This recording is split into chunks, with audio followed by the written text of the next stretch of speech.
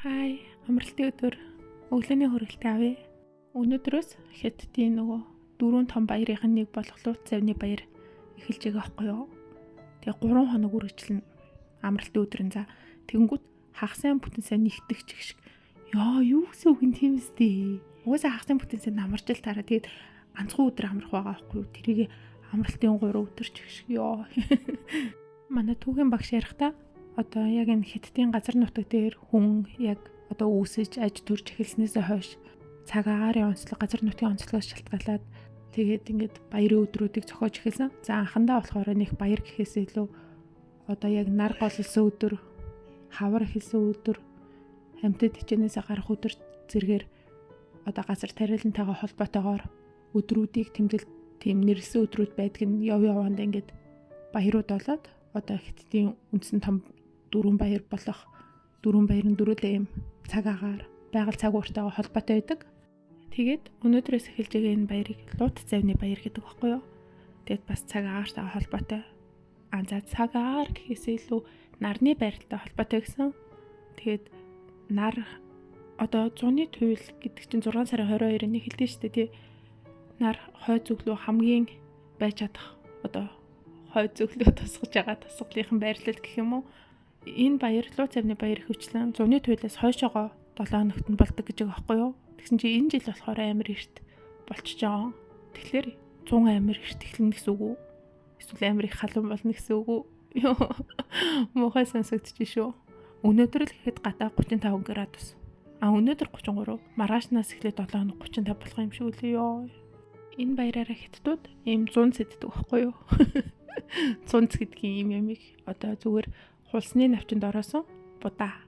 Гэхдээ нөгөө наалдамхай шүлхий будаа. Дог бууги хийдэг тэр будаа байхгүй юу? Энгийн будаа биш. Энгийн будаа чинь нөгөө хоорондоо ингэж наалтахгүй юм биш үү те. Хятадууд ч гэлтгүй энэ баярыг яг Азийн, зүүн өмнөд Азийн орнууд, Япон, Солонгос тэмдэглэдэг гэсэн. Тэгээд бас өөртөө бүгдээрээ 100 хийж иддэг гэсэн. Би өмнөх жилүүдэд өөрөө хаяндаа хийчдэг. Зүгээр навчин авч авал будаа авал дотор нь боол усан чадхад болчтой. Гэтэ энэ жил бас дэлгүүрээс авчлаа шүү дээ. Энэ жил бас нэг хайхтар онцгой гойдгой ямттай биш. Тэгээд залхуурцсан. Гэтэ энэ будааныхан зүнцнийхэн дотор янз бүрийн шанц хийчдэг байхгүй юу? Хятадууд их хвчлэн бурам, чавга, өөр юу гэдэг үлээ? Шош. Нэг тиймэрхүү амттай хийчдэг. Тэгээ чихэрлэг тэр нь би юм чихэрлэгт нь их дуртай. Шүмнэн сургуулаас өгчээснэ гэдчихсэн их гой санагдаагүй шүү дээ. Зүгээр ингийн нэг пресс шиг л амттай болчтой. Харин махтай дотроо нуухсны өндөгтэй. Тэднэр нь болохоор илүү юм гашуун нэг будаатай хургарах уу. Тийм болохоор арай дуртай. Энэ баярын гарал үүсэлтэй холбоотой айгүй олон домог үйдгийн. Тэгээд тэрний хамгийн их түгээмэл дэлгэрсэн нь Чүйен гээд зохиолч эрдэмтний талаарх домог нь айгүй хүн болгон мэддэг, итгэдэг. Тэгээд тэрийг багш нэг ярьж өгчихсэн би нэг яри за. Манай эртний өмнөх 250-аад онд гэж байгаа байхгүй. Тэгэхээр одоогийнхоос бараг 2300 жилийн тэртээ гэсэн үг. Тэр үед одоо Хятадын эртний улсууд болох Чүү гэд нэг улс исэн юм л да. Одоо тэгээд тэр нь болохоор Чүйен гэд нэг ухаалаг эрдэмтэнтэй тэр нь бас аюул зохиолж өчтдөг тийм мэрэгэн түшмэл байж л дээ. Данч тэр түшмэлийн талаар хүмүүс нэг атаархаад ухаалаг болохоор нь атаархаад тэгээд хаанда хов хүргээд тэгээд худлаа үнэн гүтгээд тэгээд хаана тэр хүмүүсийнхээ үгэнд итгээд Чүйенийг алс хол газар руу цөллөхөөр явуулсан юм байна л да.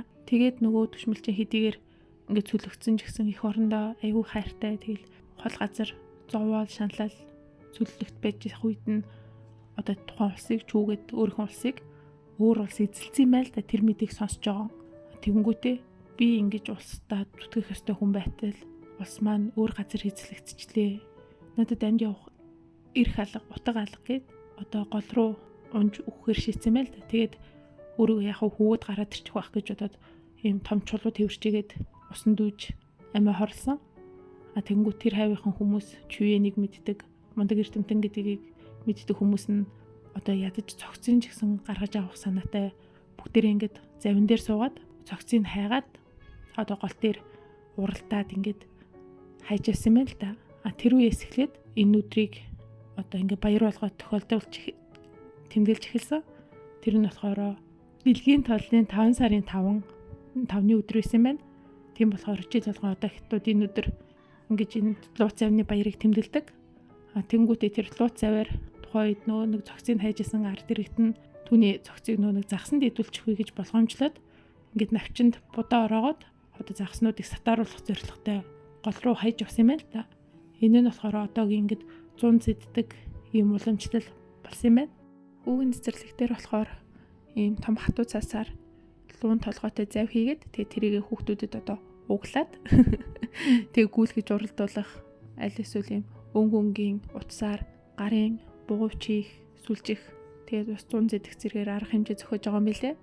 Харин нөхрийн ажлаас болохоор 100 бэлэглээд идэв. Манай сургуулиас болохоор оюутнуудаа бүгдийн нэг хотоос холгүйхны газар авчиж баяр тэмдэглэнэ гэдгсэн данч би тэрэнд нь орж чадахгүй байх.